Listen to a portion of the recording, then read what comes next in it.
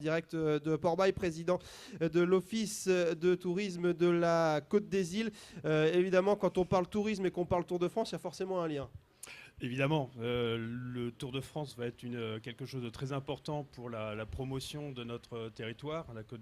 Même si la Côte des Îles aujourd'hui est de plus en plus connue, hein, on a avec nos deux stations et puis les autres communes touristiques qui composent la Côte des Îles, on arrive à attirer l'attention du monde, mais c'est vrai qu'on a toujours besoin d'améliorer notre notoriété, de ramener encore plus de monde pour découvrir les beaux paysages, cette magnifique église, toutes les animations qui se font à Port-Bail, parce qu'on a eu une présentation ici qui était quand même très importante, hein, au niveau de l'agenda saisonnier de Port-Bail.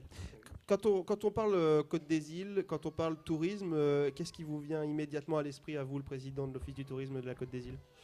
Nous, on est comme son nom l'indique, on est proche des îles, on a le littoral, donc c'est forcément le nautisme qui est très important pour nous. Donc tout à l'heure, on nous a présenté effectivement l'école de voile de Port-Bail avec le char à voile, mais on pourrait rajouter aussi qu'il y a aussi la possibilité de faire du kayak, hein, donc dans le havre de Port-Bail qui est magnifique.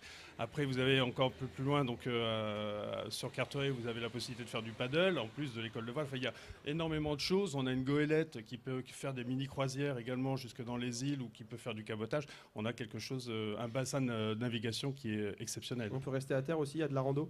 Il y a de la rando puisqu'on a le GR 223 qui passe sur notre territoire et on a en plus pratiquement un peu plus d'une dizaine de boucles locales donc, qui sont à travers le territoire.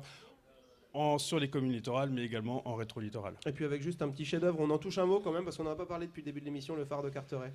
Le phare de Carteret, ça c'est une grande nouveauté effectivement. Donc c'est un bâtiment qui faisait partie du patrimoine local, qui était fermé au public parce que il avait été automatisé, donc il n'y avait plus de gardien de phare.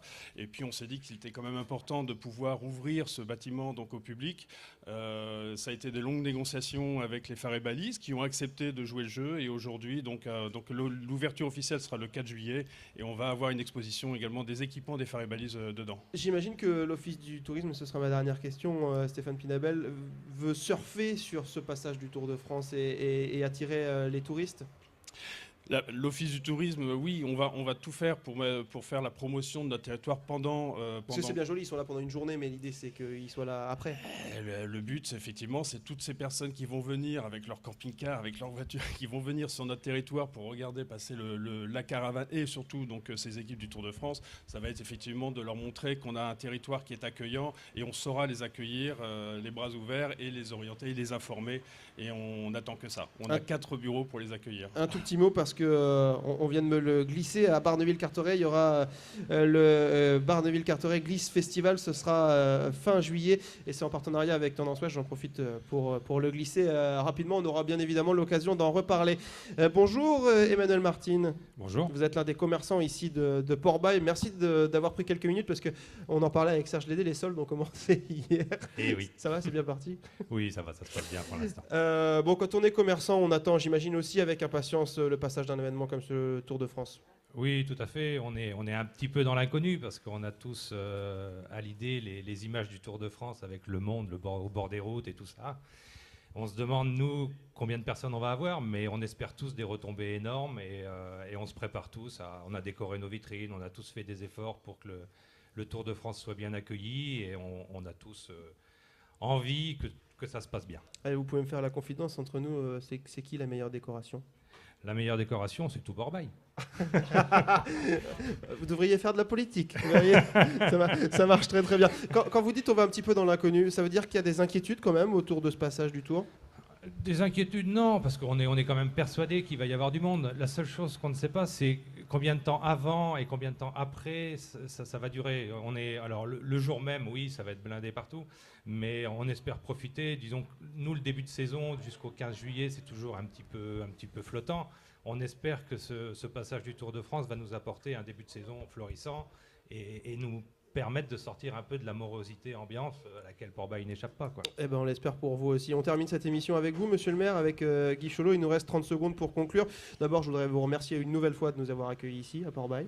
Non, c'est nous qui sommes très honorés, de vous recevoir. Vous serez Très où, honoré. vous serez où le jour du Tour de France? Oh bah, Vous serez alors là, oui, ici, vous serez un peu plus haut? Partout, parce qu'il y a une question de respect de la circulation, des interdictions. Il faut vraiment être vigilant pour que tout se passe bien. Ben voilà, Port-Bail qui nous a accueillis aujourd'hui pour cette 4e étape sur la route du grand départ du Tour de France. Merci à Guy Cholot, merci à Serge Lédé qui m'a aidé à préparer cette émission. Merci à tous les intervenants là qui sont venus nous voir pendant cette heure pour nous parler un petit peu de Port-Bail.